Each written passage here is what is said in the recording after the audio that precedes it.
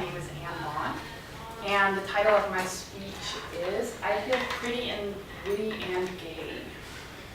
So first of all, I'm going to take you guys back approximately half a year to like fall 2013. I don't know if you all remember or if you were all here, but there was like a lot of kind of almost rioting going on at the Capitol for like a couple of weeks.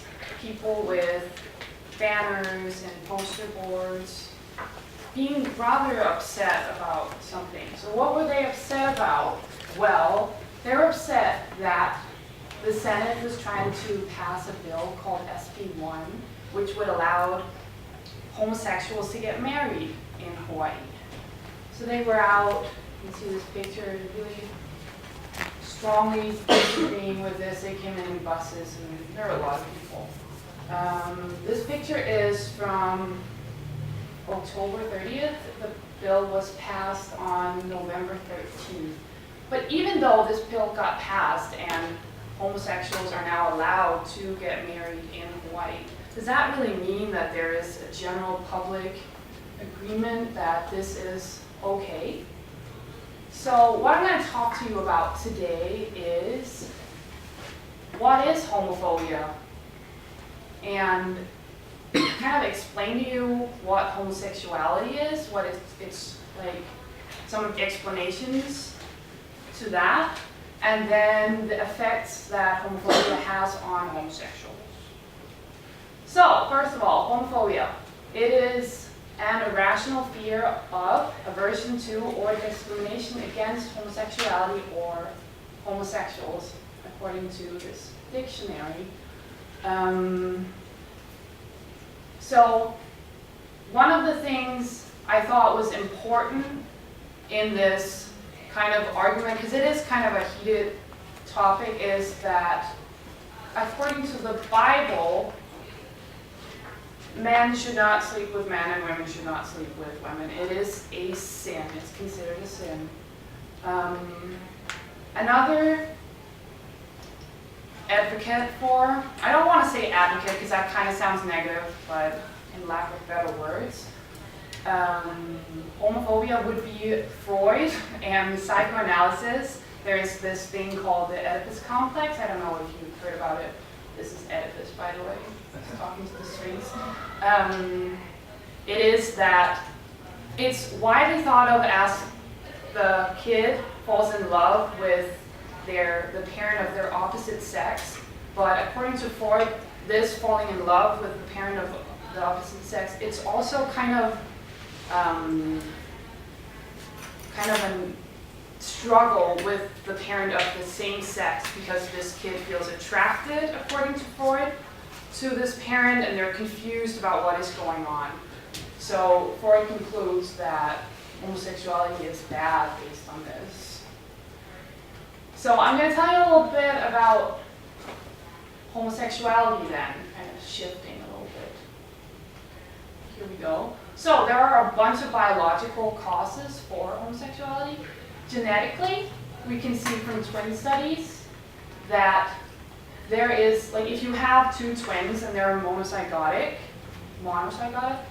you see that if one of the twins is homosexual, there is a 65.8% chance that the other twin will also be homosexual.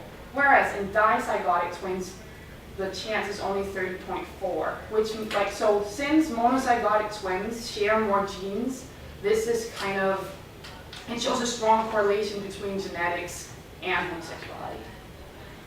Hormones, maybe neonatal exposure.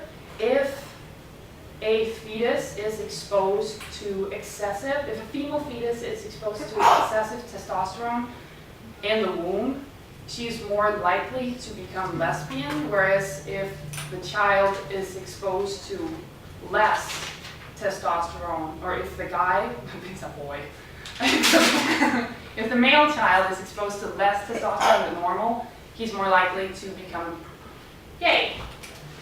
And we also have brain structures. Here's a little picture of the brain. There is this area. Is there a laser? Whoa. I don't know what I'm doing. Anyway, here, the INAH3 in the hypothalamus.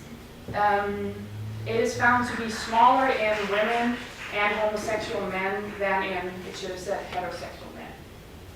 Yes.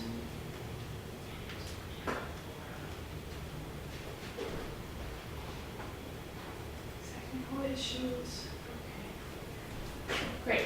Okay, so now that we know that there is a lot of homophobia going on, and also that homosexuality is kind of biologically based, does it matter that we are still homophobic to these people even though it's not really something they choose? Well, research has shown that discrimination against homosexuals cause depression, anxiety, post-traumatic stress disorders, and sometimes psychosis and paranoia. This is only the mental problems that this causes. We also see physical problems like raised blood pressure, heart rate variability, hypertension, cardiovascular disease, nausea, pain, and headaches. So it's not very pleasant to experience this kind of discrimination. So to kind of recap and sum up, there is a lot of homophobia going on in our society because of different common held and traditional beliefs that we all have. But since homosexuality seems to be, at least there is a large biological basis, so these people are not, it's not their fault. They're not just coming out one day of this closet and being like, hey, I just want to be gay now. So, and then that there are a lot of mental and physical health issues, I would encourage you guys to, when you leave this room, try to think about this, and then maybe next time, I'm not suggesting that you guys are homophobic at any point, but just think about it. And even though the Bible says that homosexuality is a sin, there's this other little quote that says that you should love your neighbor, and gays are your neighbors too sometimes. So I think you should love them too. These are my references.